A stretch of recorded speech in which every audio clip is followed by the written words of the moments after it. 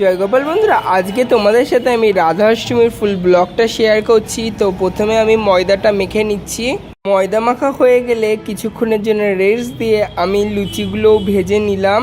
এখন সুজিটা রান্না করে নিচ্ছি। প্রথমে কড়াইতে সুজিটাকে গোল্ডেন ব্রাউন করে ভেজে নিয়ে দুধের মধ্যে দিয়ে দিলাম। এখন চিনি দিয়ে দিচ্ছি এবং সবশেষে তেজপাতা, এলাচ, কাজু, কিশমিশ দিয়ে দিলাম। এবার গ্যাসটাকে বন্ধ করে একটা পাত্রে নামিয়ে নিয়ে সুজিটাকে সেট করতে রেখে দিয়ে বাদাম, পাঁপড়, পটল, আলু, বেগুনটাকে ভেজে নিলাম।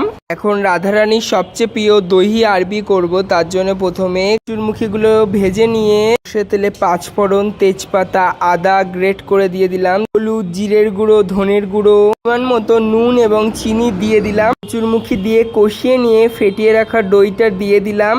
গ্রেভিটা ঘন হয়ে আসলে তার ভিতরে কাঁচা লঙ্কা, কারিপাতা এবং সর্ষে ফোড়ন দিয়ে দিলাম।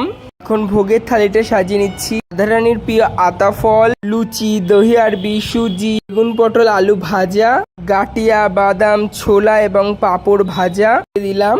তাতে কিছু ড্রাই ফ্রুটও ছিল। এখন মালপোয়া এবং একটা মিষ্টি পান দিয়ে দিলাম, যেগুলো রাধারানীর খুবই প্রিয়।